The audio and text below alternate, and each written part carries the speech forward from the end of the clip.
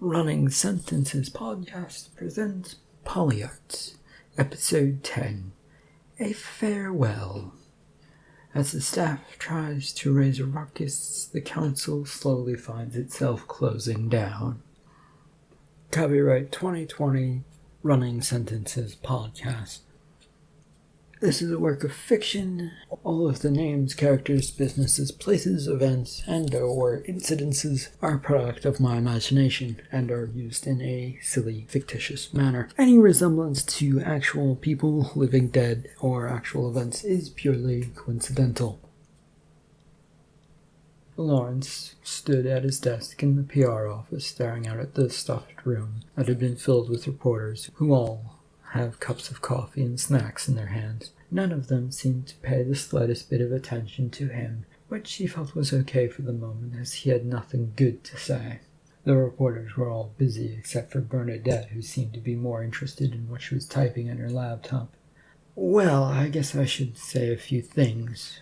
Firstly, the Art Council, against its own wishes and that of the artist, is being closed down. This is being done by the state as they feel the legislature can do a better job.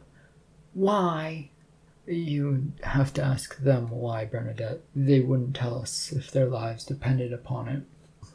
That's all I really had to say, and I know it seems strange to draw you up here just to say that, but we felt it was better to pass it along in person. Please feel free to enjoy your snacks, drinks on the way out. A few of the reporters stood up and left while others tried to rapidly finish up their coffee and snacks before departing.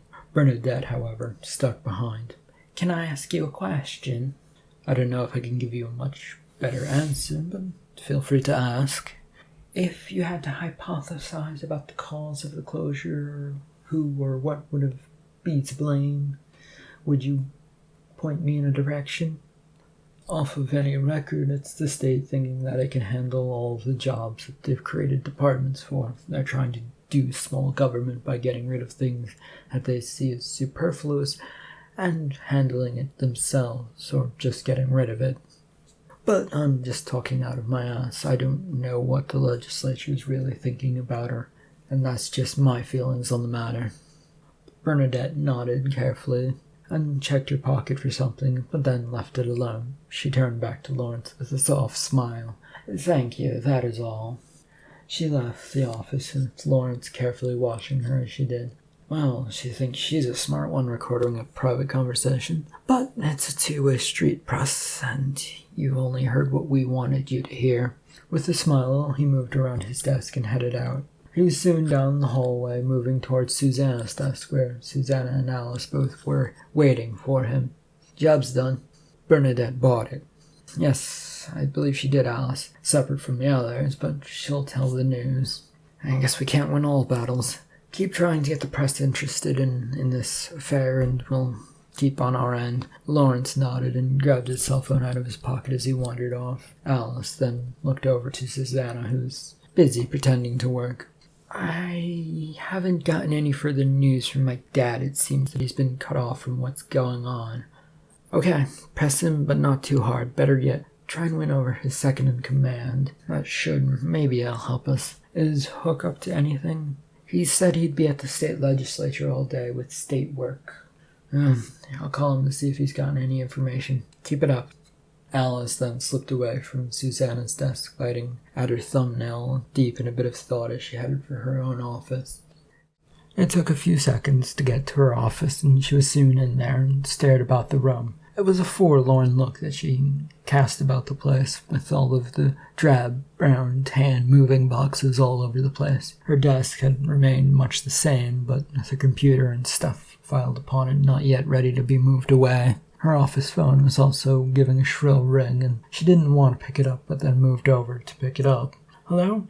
Alice, Duncan Blast. I'm sorry that you decided to turn down my offer, but I don't understand why, because I don't think your effort to save the Art Council is going to work. Undoubtedly, it has failure written all over it, but we can at the very least drag down a few politicians with us here at the Art Council. Well, if you insist on that, I'm under strict orders to only give you a few more days in that office. So the truth arrives. You're just here to threaten us and move us along because we might do something. Well then, goodbye." She slammed the phone back into its receiver and stormed out of her office in a hurry towards Susanna's desk. She came to a stop at the desk, which was a surprise to the secretary, as Alice was returning so soon. Look over with raised eyebrows at Alice as she arrived. "When you get the chance, tell Lawrence that we have our deadline, 2 days. I have to head out to talk to some people." "I'm on it, Alice." Alice then turned and hurried her way down the hallway towards the elevator. She was shortly carried down from the Art Council office and headed towards her car so that she could drive away. At the same time, across town at the state legislature building, Balder and Hook both entered a meeting room at the same time, but from opposite doors. They glanced at one another and then moved towards the table, taking up seats across from one another. "Well, what is it you want, Hook? I'm a busy person." "A few questions and you'll be free." "About the council, no doubt." "Well, I guess the least we can do is answer a few silly questions." "Precisely. Now, to start, did you know about the plan to shut down the Art Council before we made the deal about the budget?" "I was told that there was a plan for the Art Council. I wasn't told what it was, because, frankly, I'm the other party. When do you tell the opposition anything?" "When did you come into the knowledge of it being closed, and why didn't you tell me?" "Well, shortly after the deal was made, it was fully revealed to me, and as for why, well, I wanted to see what your party was doing and how they were going to do it. I wasn't about to help my competition, as I like watching you fools flop around. You can't even handle a set of tweezers without blowing up your own party." Hook desperately looked about the room for something that at least made sense, but gave it up as the room was that slight bit over ornate, in the sense that a stylist had come in and overdone every single little corner with just that touch too much style, even though the room was supposed to be a simple meeting room with a table, phone, and plenty of chairs to go around. "Thanks. One last thing before I go sink my political career down the drain. Do you really think the state legislature can run the arts?" "Oh no, the state legislature cannot run arts at all. But until my party is back in power, I'm not going to interfere with how your party is running things into the ground. It's just how your party likes it, by the way. Nothing nice can ever be had, and now if that's all..." Balder had already gotten up from his seat and was moving towards the door he'd come in.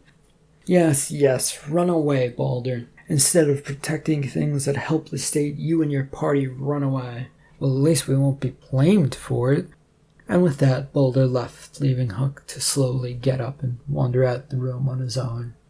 Alice, meanwhile, had arrived at a nondescript state building, the drab grey limestone building with a radio antenna relay, which sat between the parking lot and the building itself, was the only defining feature. She entered the front door into the public radio building and looked at the lobby of the place. It was small, clean, and had a security desk blocking the way further in. A security guard guarded the desk and beyond. She walked up to the guard, who was busy playing some sort of game on his computer. "Excuse me, I don't have a meeting, but I was hoping to meet with producer Henry Carpenter, who I do have a meeting with, but that meeting was set for 2 days from now." The security guard didn't bother to look up from his computer and idly reached out for the security booth phone and picked it up. "Give me a minute." "Thank you. I'm Alice Jacob, by the way."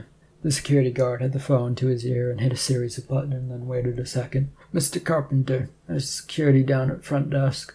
I have a Miss Jacob here to see you. Said she had a meeting with you, but 2 days away or something like that." The guard listened to the phone for a few seconds and then nodded and put it back in its receiver as he continued to play on his computer. "Mr. Carpenter will be here in a few seconds to see you."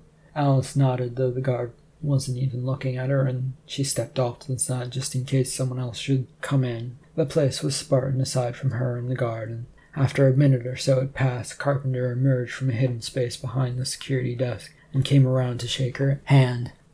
"Miss Jacobs, I didn't expect to see or hear from you. I expected it is bad news if you come early. Come, we should talk in my office." It is indeed bad."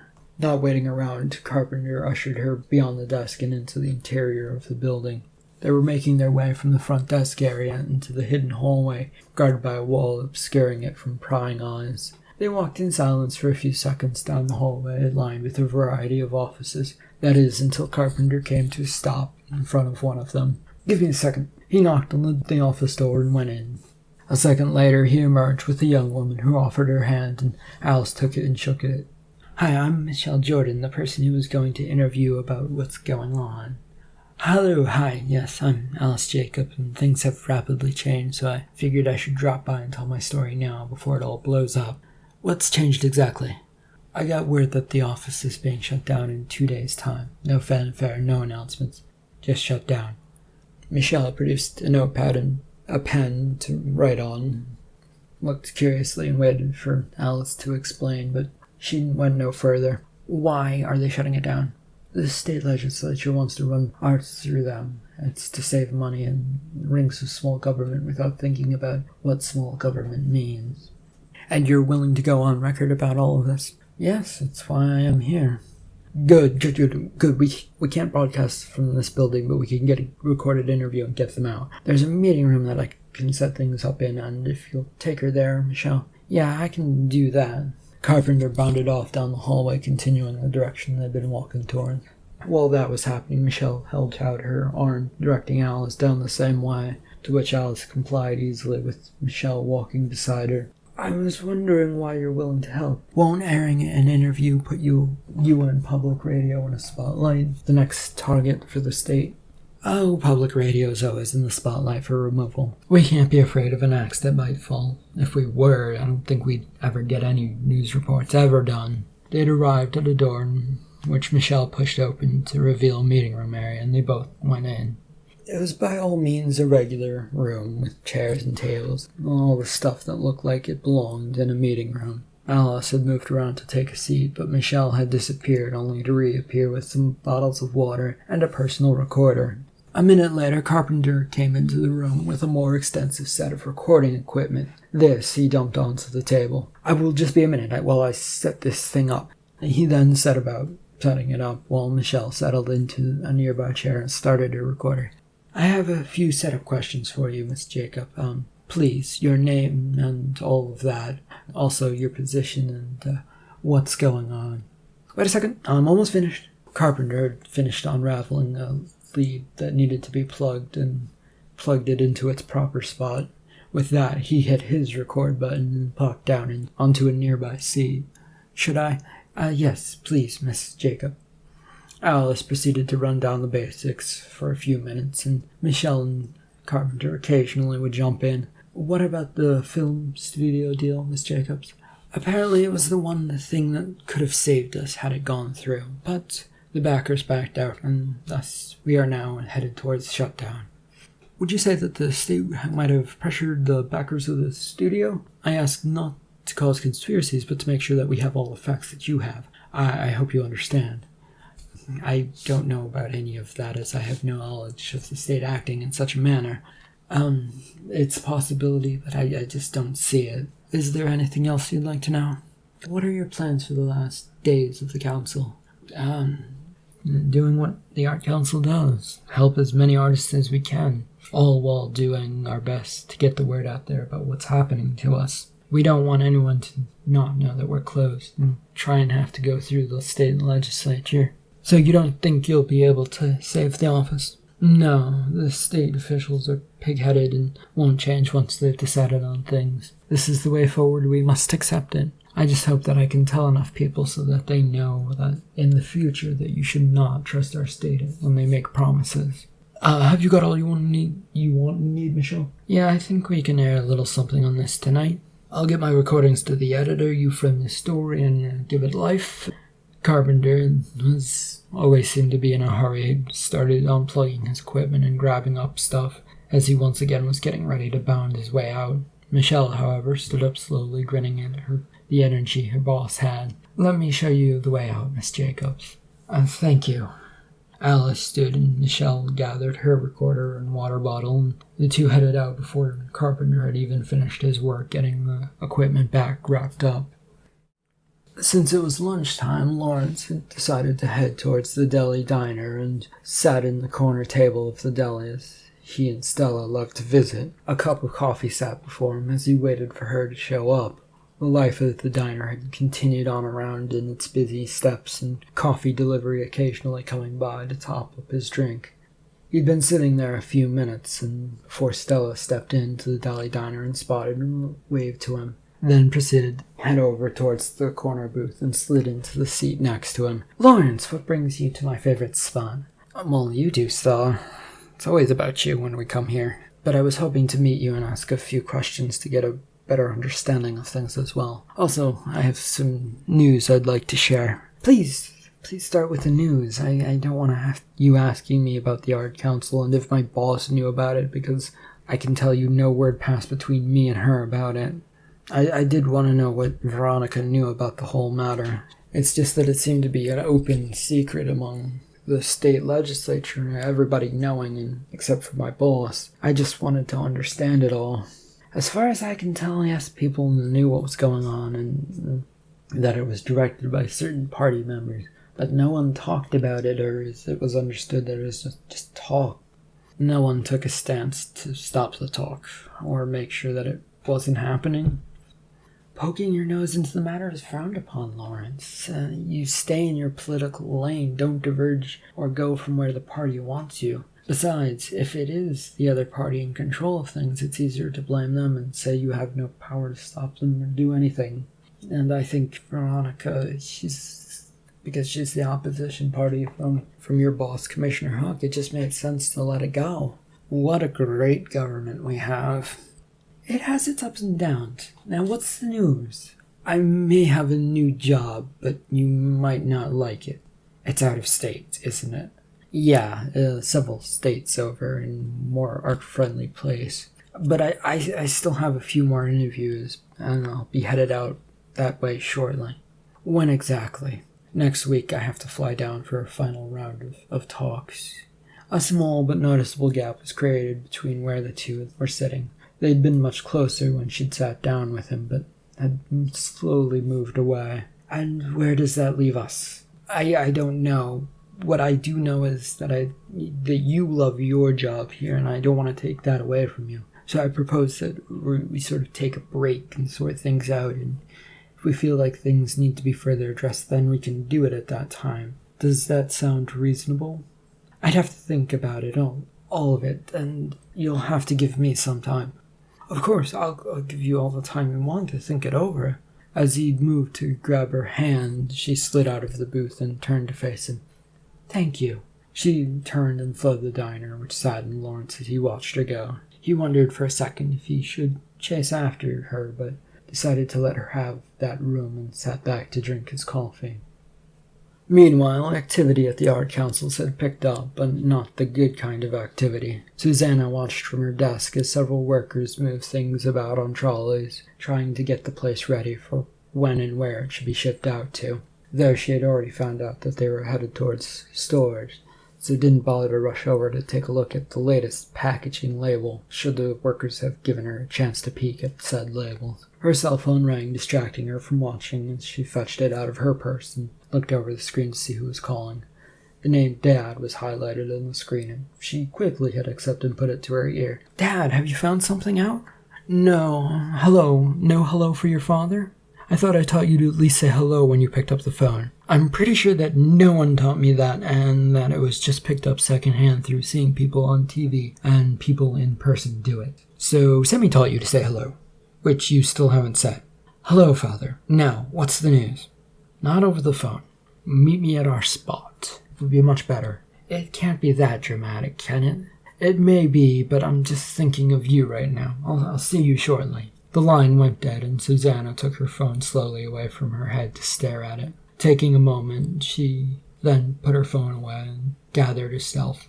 After another few seconds, she realized she should write a note, and that she was going to meet her dad, and did so. She then rushed out of the office to go to the speedily set-up meeting. Out of the capital many, many miles, Susanna drove her car to her dad and her own favorite little spot overlooking Big Lake. She pulled her car into the parking spot and looked around for her father's chauffeur car. It wasn't there, and there was no way that she would miss the all-black and official-looking limo. It had a tendency to waddle its way about wherever it decided it was going. She always wondered if it was supposed to stand out as much as it did, since it should be able to sneak around at the very least. But with its black, waddling look, it never seemed to happen that way. Then, after what seemed like a few minutes, it appeared in her rear-view mirror and pulled in next to her. The governor got out of his driver's side of his car, and she got out of hers. "All right, Dad. You got me out here. What's up?" "No hello again. I guess I did drag you out here from your job, but it is important, and you need to leave the Art Council tomorrow." "What?"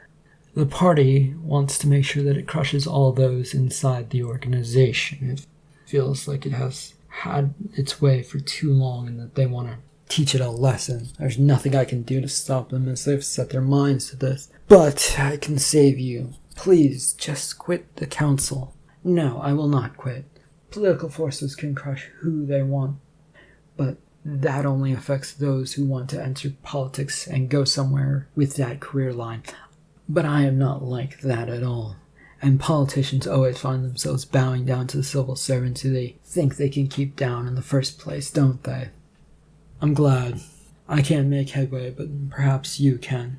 I want you to fight against the party. Both of these parties, and like to pretend that they help after enriching themselves. Sadly, I won't be able to help, but I'm sure you can find something." "You called me out here to cheer me on, Dad?" "Yes, I wanted to see that you were standing on your own 2 feet.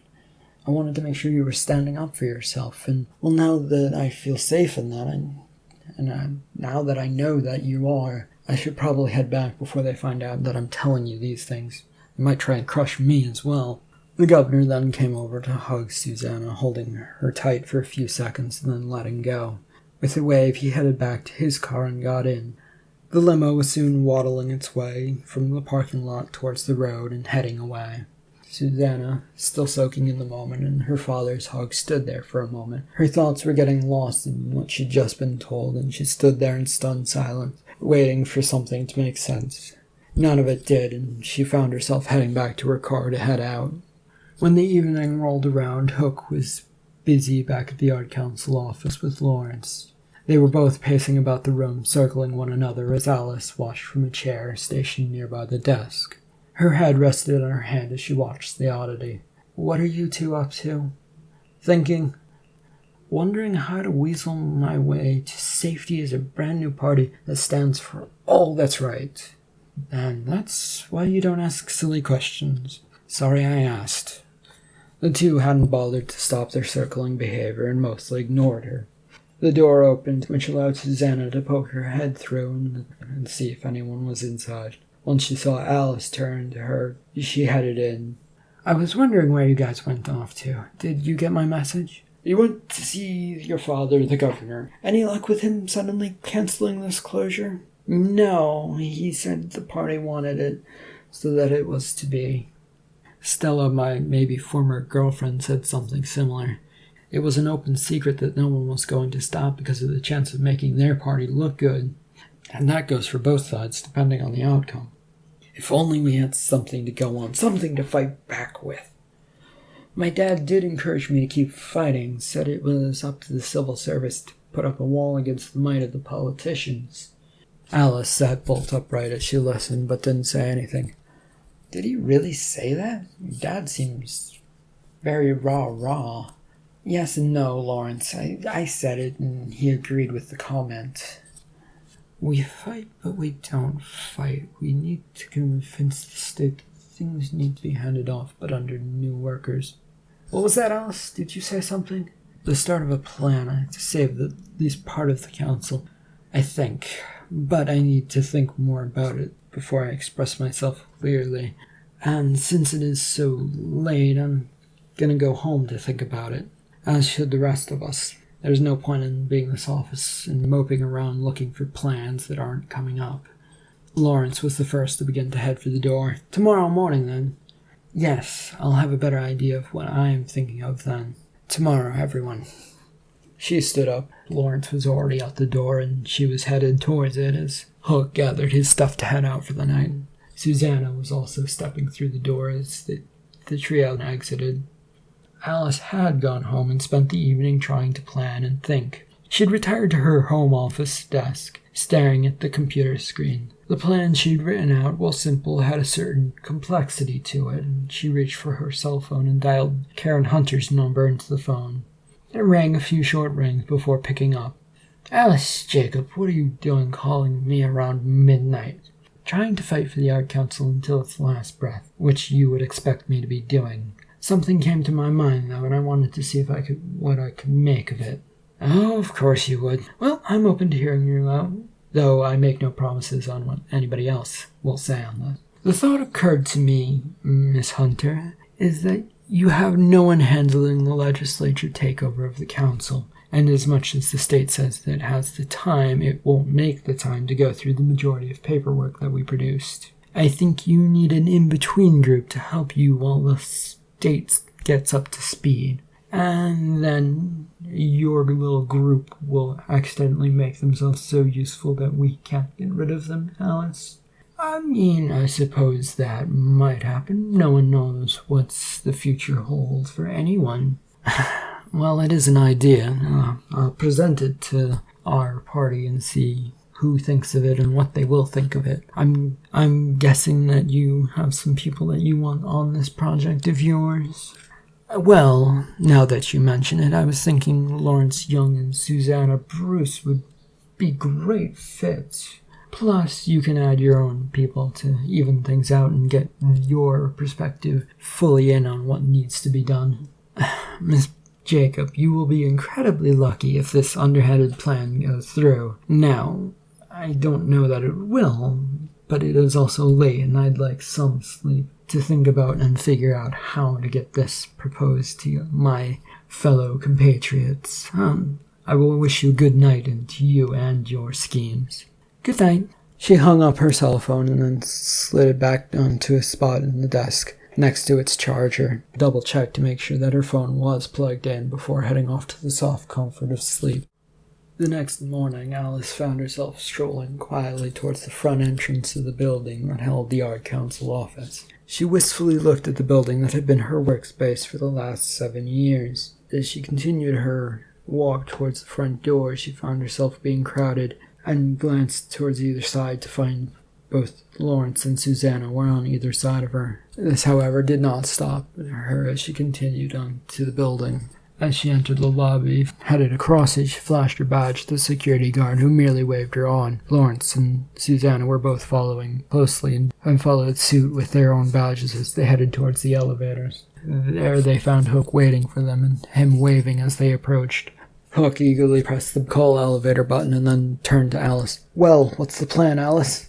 "That the office closes, but we create a handover process, and the people handling the handover, during that process, we prove to the state that this is something that state would be smart to keep around. Can we get on the elevator now?"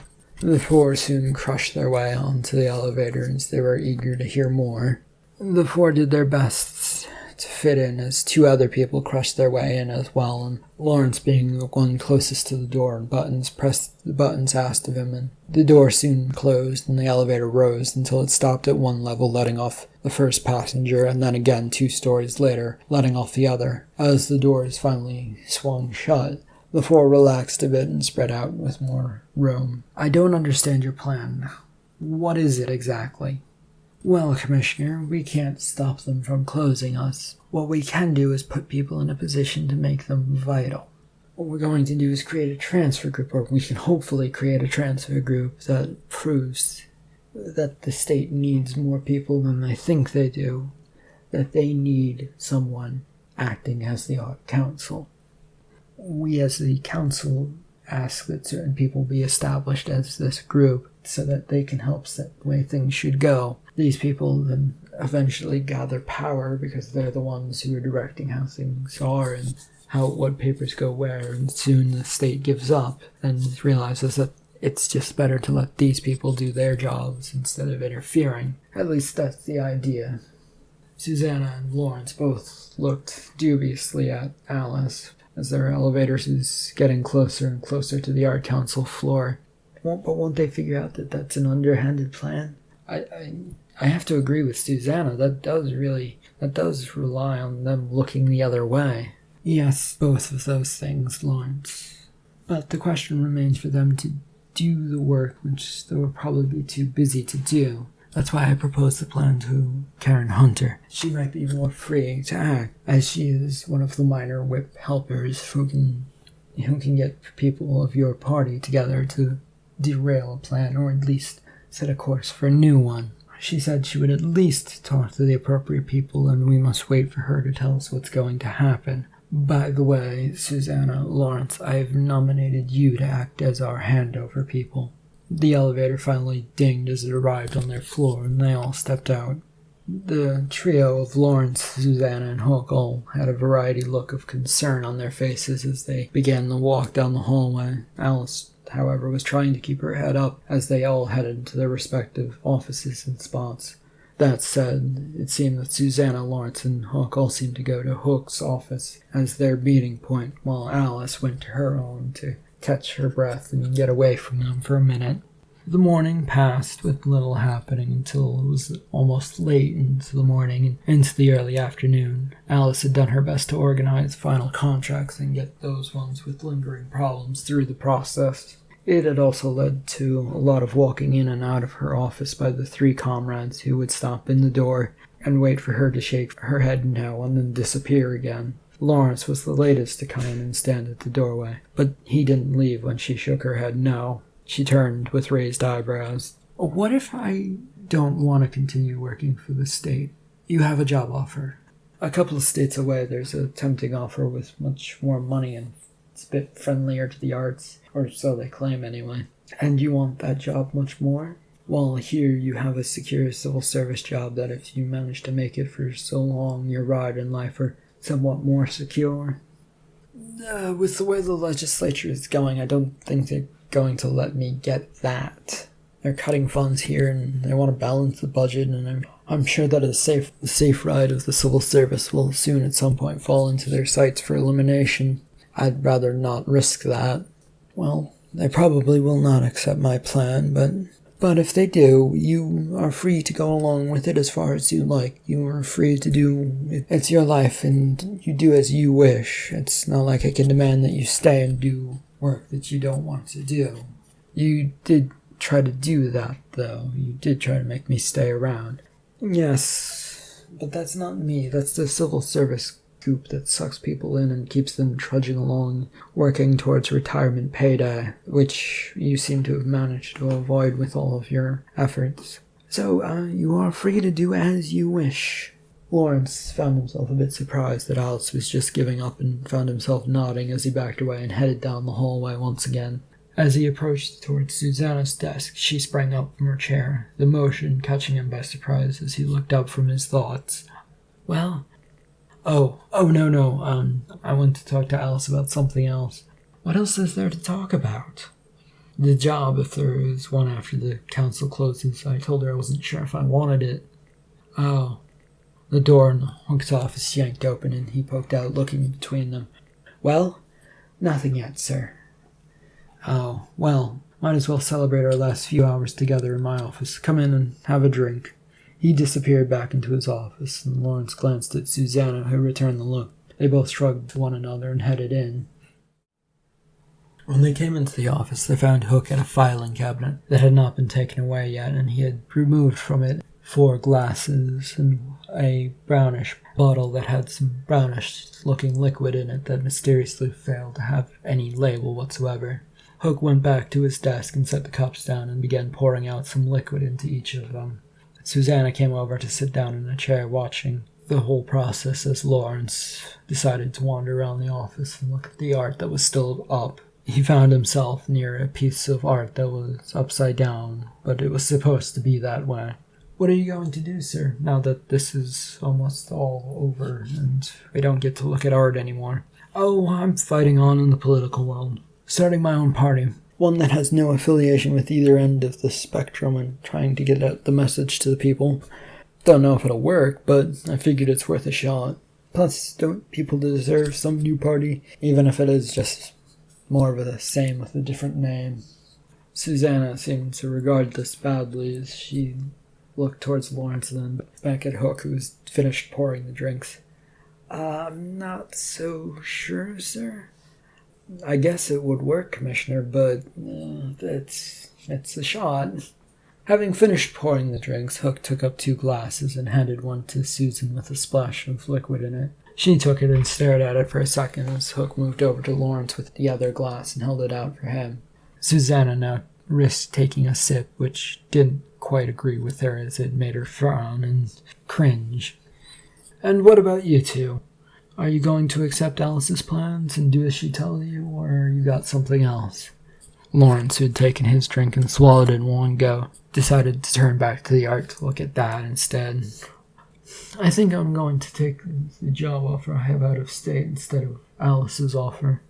I don't think staying in this madhouse of a state that doesn't like art.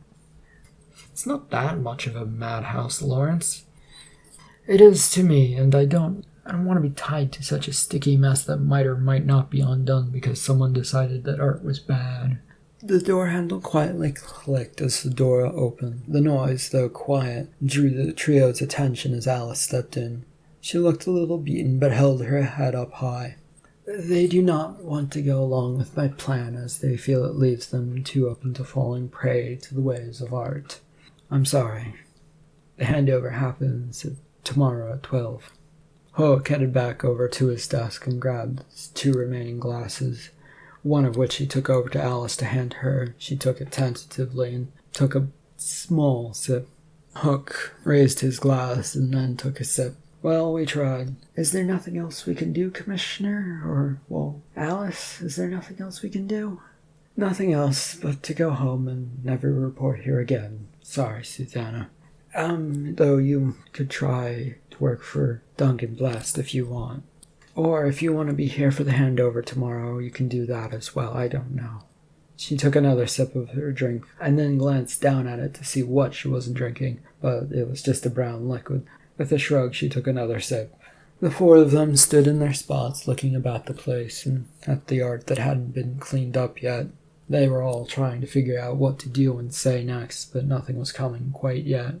I'd say we'd loot the place for all of good art, but I fear the state probably has its eyes on all of these pieces, all marked for some storage shed to be forgot about, like my first terrible desk that Alice tried to foster onto me. I watched them mark and tag all of the items, so that's a no-go. I'm sorry, Commissioner. Well, since there's nothing left for me to do here, I'm heading home for the day. I don't think I will be in tomorrow, so it's been somewhat of a pleasure, but goodbye. To this, Susanna jumped up and headed over to Alice, first offering her hand and then deciding a hug was a better thing. They soon had a quick, formal hug, and then Susanna finally let go as Lawrence came over and held out his hand. So what are you going to do with yourself then, Alice? This and that until I find something worth my time. As she turned to leave, Hook also held out his hand, and she shook it. I'm sorry we fought and quarreled over the council's budget. I'm not sorry that we didn't agree and that I thought the best thing for the office was for you to leave. Those were just my opinions on the matter. I am sorry that this all came to an end so suddenly. You deserved much better than this. The 4 looked to one another, and then Alice turned and headed out of the commissioner's office for the final time. The end. End of episode 10. Thank you for listening.